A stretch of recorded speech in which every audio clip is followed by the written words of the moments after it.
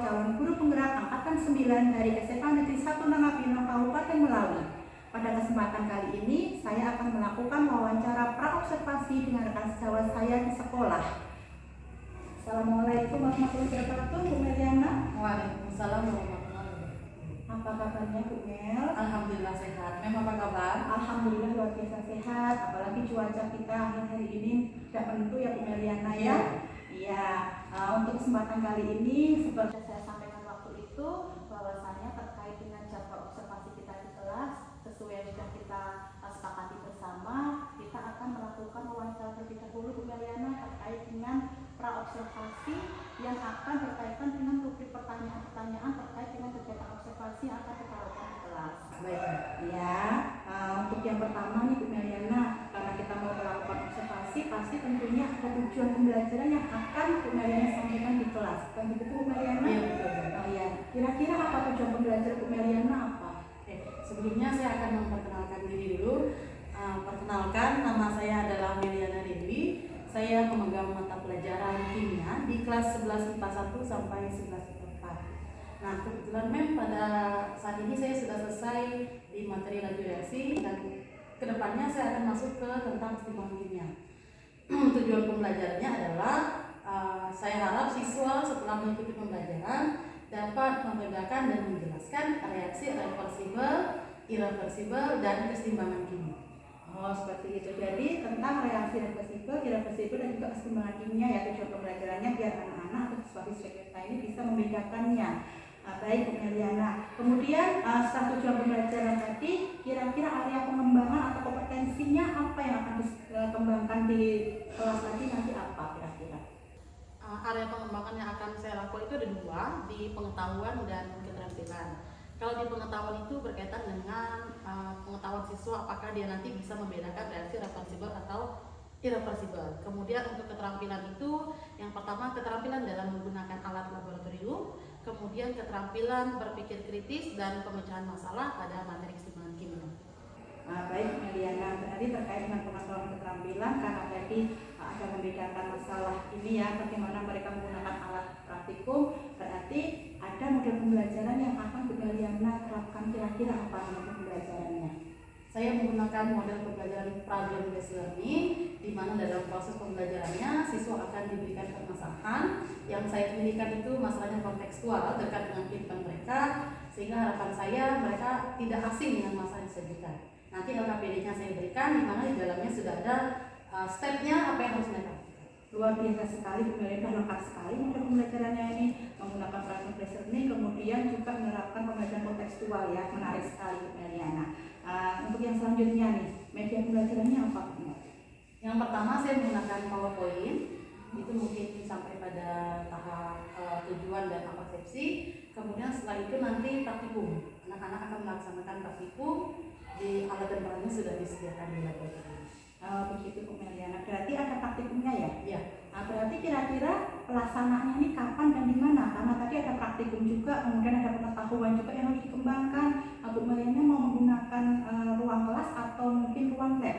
Kira-kira seperti apa Bu Meliana? Karena praktikum dan menggunakan bahan-bahan kimia juga beberapa, walaupun ada yang kontekstual, kita insya Allah akan di lab yang mungkin akan dilaksanakan pada minggu depan, hari Senin atau Selasa, di kelas 11 IPA 1 atau di 11 IPA 2. Baik, berarti nanti kita observasi minggu depan ya Bu Meliana. Nanti kita ini sepakati lagi, saya lihat lagi jadwal saya mengajar karena takutnya nanti kita benturan jam. Semoga nanti saat observasi kita bisa melaksanakan sama-sama. Tapi insya Allah sih hari Senin saya aman. Jadi bisa menggunakan hari Senin itu nanti kita ke ruang lab IPA berarti ya Bu Meliana ya. Ya baik Bu Meliana. Kemudian ini nih, kira-kira apa yang Bu Meliana dapatkan dari obrolan kita hari ini? Yang pasti saya akan mempersiapkan lebih baik untuk supervisinya minggu depan, karena harapan saya semuanya akan berjalan lancar. Kemudian anak-anak juga akan saya minta dapat berpartisipasi dengan aktif supaya hasilnya juga akan memuaskan.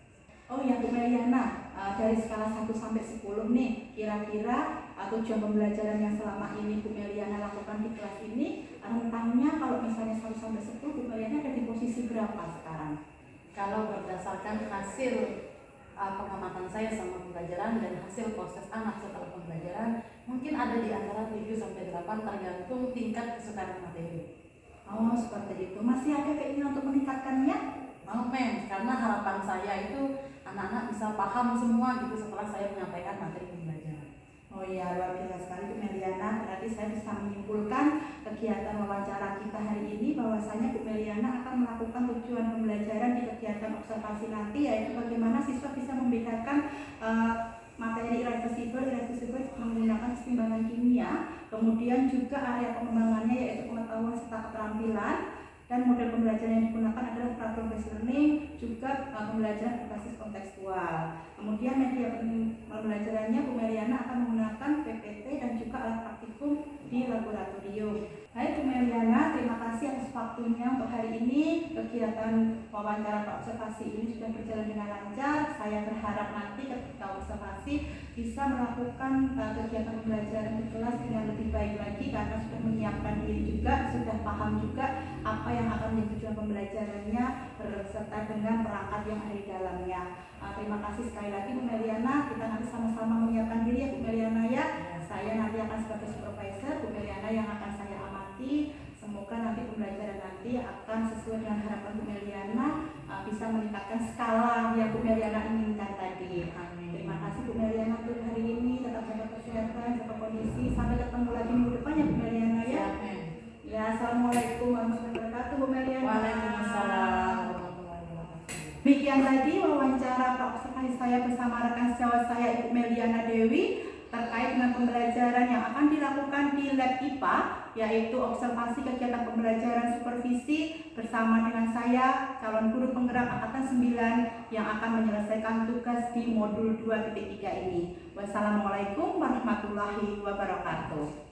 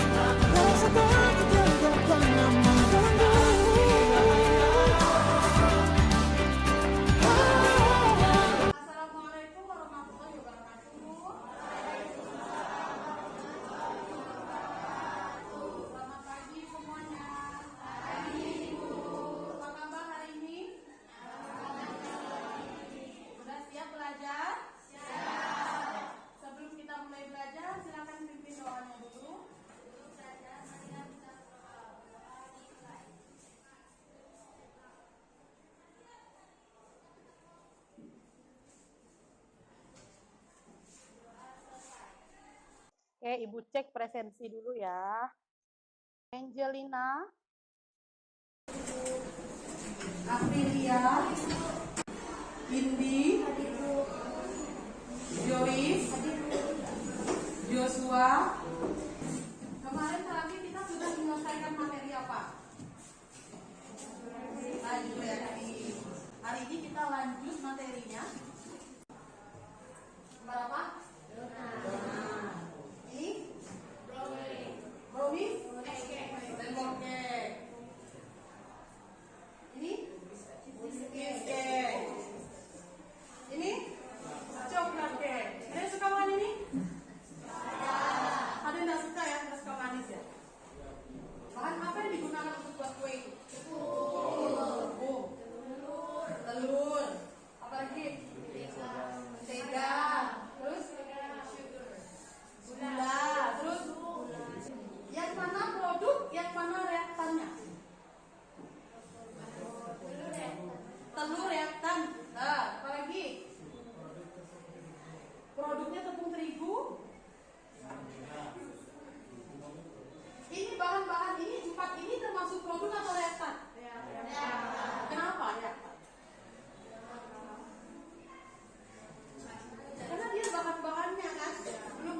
kan?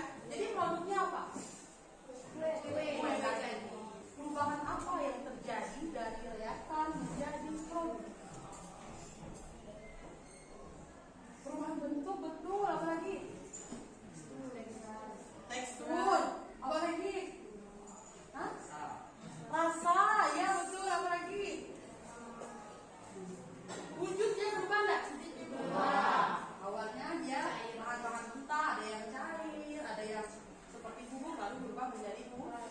Sekarang, apakah kue tadi bisa balik lagi membentuk telur? Tidak. Bisa balik lagi membentuk tepung? Tidak. Bisa balik lagi jadi susu? Tidak. Kenapa tidak bisa?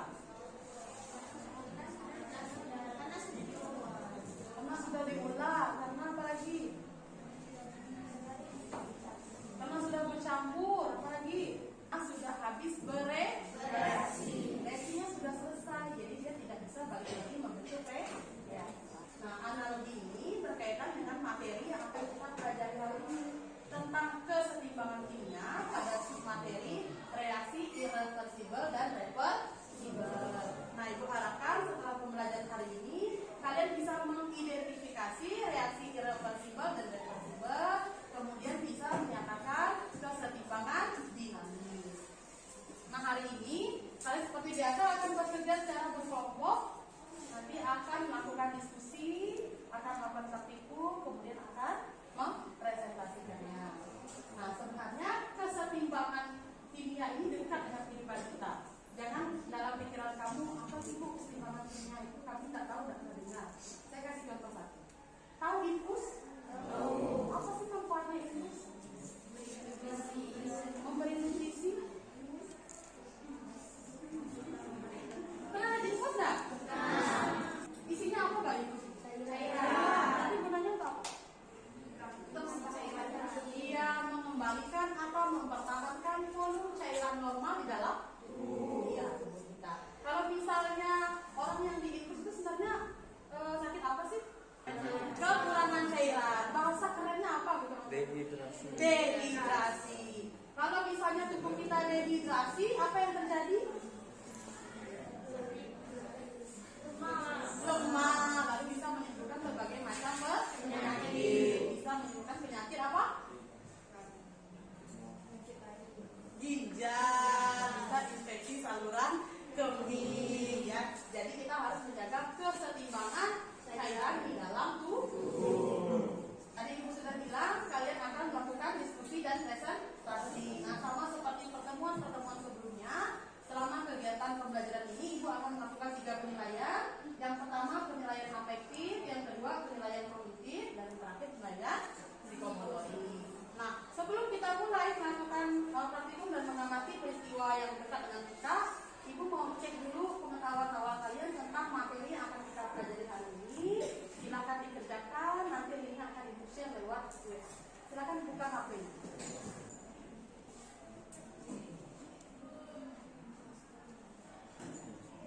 Oke, berkaitan dengan materi yang akan kita pelajari hari ini, yaitu reaksi irreversibel dan reversibel. Coba kalian lihat dulu videonya.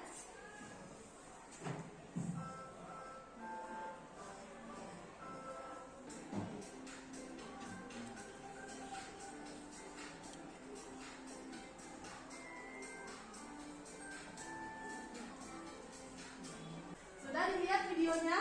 Sudah. Itu tadi reaksi apa? Pembakaran atau pemanasan? Ayo, pembakaran atau pemanasan? Pemanasan. Karena dia memanaskan senyawa kan? Senyawa apa yang dipanaskan? Kristal apa? C. Apa? Cu. S. Cu SO. Tadi perubahan apa yang terlihat di video?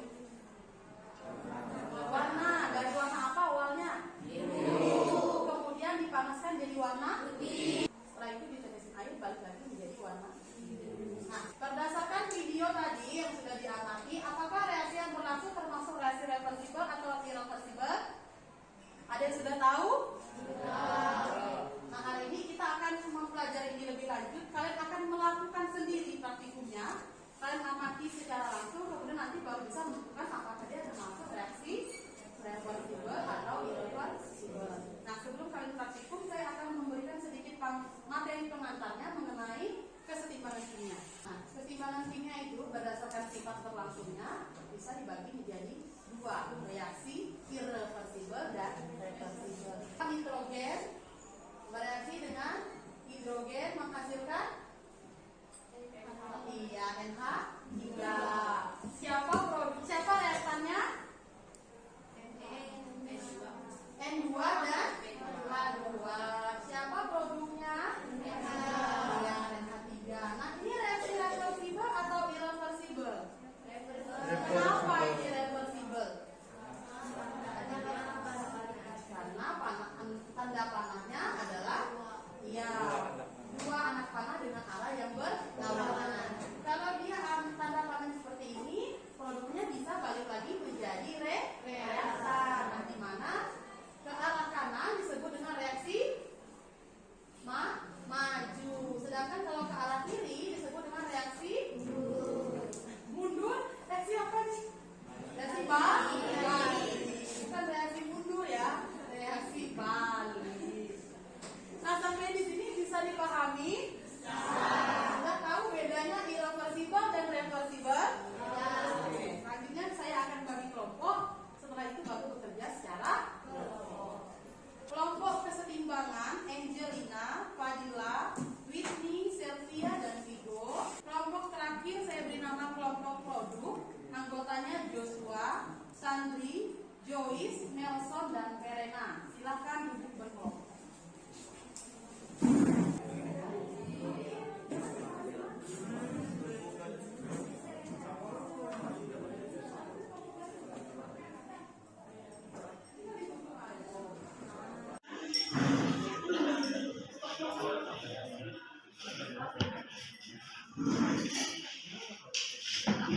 Keluarkan dulu. Set. Nah, sekarang tetesin itu. Pelan-pelan sampai warnanya. Nah, mati ya.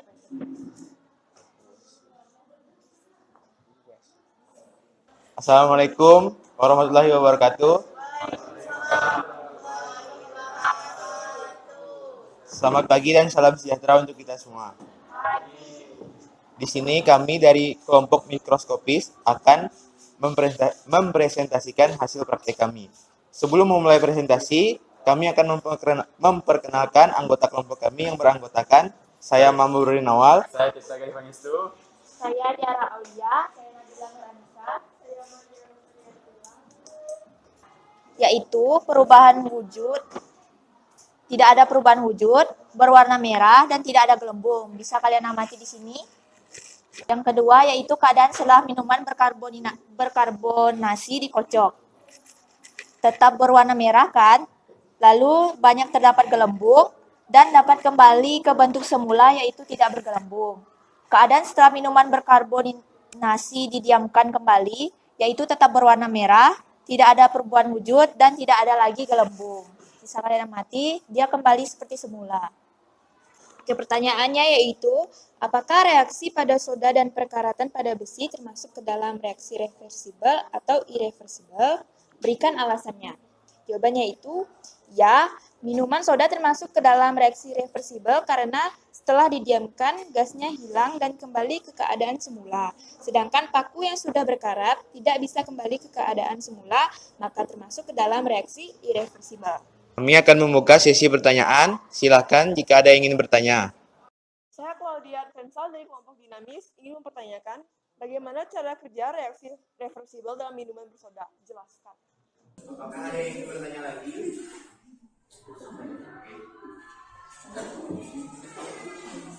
Perkenalkan, nama saya Biki Rahman dari kelompok reaktan. Ingin bertanya, jika paku berkarat diamplas, kemudian karatnya hilang, apakah termasuk reaksi reversibel?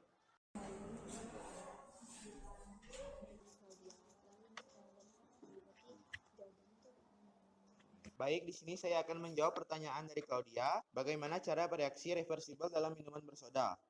Jawabannya, berkaitan dengan energi dari setiap reaksi yang digunakan dalam prosesnya. Dalam reaksi reversibel, molekul yang bereaksi dalam sistem tertutup bertabrakan satu sama lain. Artinya molekul minuman bersoda bertabrakan dengan molekul lainnya. Kemudian membentuk produk baru berupa gelembung gas yang sudah kita amati tadi. Kemudian karena terjadi dalam ruang tertutup, energi itu digunakan lagi dalam membentuk reaktan sama seperti keadaan awal. Selanjutnya, saya akan menjawab pertanyaan dari Vicky. Pertanyaannya, jika paku berkarat di amplas, kemudian karatnya hilang, apakah termasuk reaksi reversibel? Jawabannya tidak termasuk. Mengamplas paku adalah salah satu teknik menghilangkan karat, sehingga tidak termasuk dalam reaksi dua arah atau reversibel. Apakah sudah jelas jawaban dari kami? Sekian presentasi dari kami. Jika ada kesalahan, mohon maaf. Wabillahi taufiq wal hidayah. Assalamualaikum warahmatullahi wabarakatuh.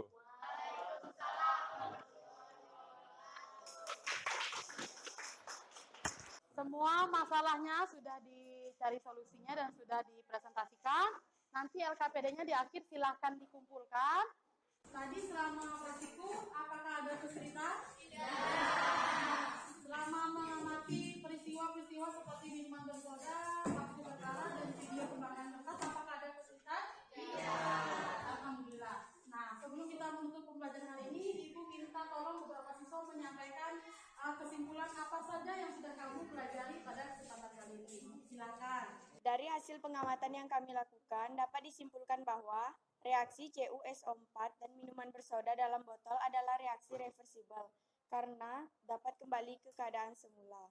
Sedangkan reaksi yang dibakar dan paku berkarat adalah contoh reaksi irreversibel karena tidak dapat kembali ke keadaan semula. Sudah. Ya. Terima kasih untuk yang sudah memberikan kesimpulan. Nah, untuk mengetahui sejauh mana pemahaman kalian pada pembelajaran hari ini, silakan kerjakan post testnya. Linknya akan Ibu share di grup. Silakan buka dulu.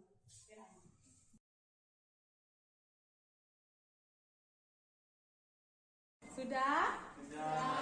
Oke. Disubmit dulu. Ditanya masuk. Demikian pembelajaran hari ini. Minggu depan kita lanjutkan tentang keseimbangan homogen dan heterogen. Nanti Ibu kasih dulu modulnya supaya bisa dibaca di rumah. Mudah-mudahan apa yang kita pelajari bermanfaat untuk kita semua. Saya akhiri. Assalamualaikum warahmatullahi wabarakatuh. Selamat pagi semuanya. Assalamualaikum warahmatullahi wabarakatuh. Selamat pagi Ibu Diana. Waalaikumsalam warahmatullahi wabarakatuh. Selamat pagi. Gimana kabarnya hari ini? Alhamdulillah sehat. Memang apa kabar? Alhamdulillah kabar saya juga sehat luar biasa sekali.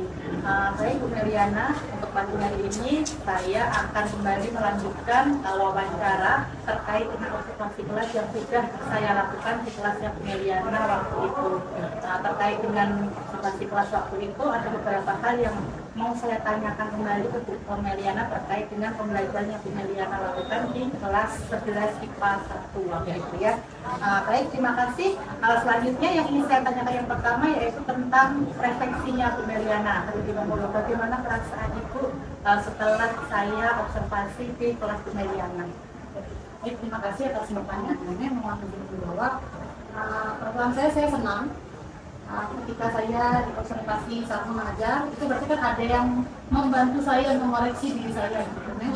Jadi setelah dilakukan observasi ternyata saya tahu ternyata kurangnya saya itu di bagian ini, oleh bagian saya di bagian ini. Jadi perasaan saya sangat senang. Alhamdulillah, berarti memang perasaannya senang sekali ya. Ada sesuatu hal yang menumbuhkan rasa itu dari Bu Meliana sendiri. Apakah kegiatan observasi kemarin sesuai harapan? Sebagian besar, bisa dikatakan sebagian besar sudah sesuai harapan, walaupun ada beberapa bagian itu belum mencapai apa yang saya inginkan. Kira-kira apa yang membuat ini Bu Meliana belum mencapai itu apa? Ternyata dari hasil anak itu ada beberapa anak yang ternyata perkembangannya tidak sesuai yang saya harapkan. Tapi sebagian besar bisa. Berarti itu bisa dikatakan sebagai hambatannya ya. Atau mungkin hambatan lainnya dari selama proses pelaksananya berjalan baik, lancar gitu.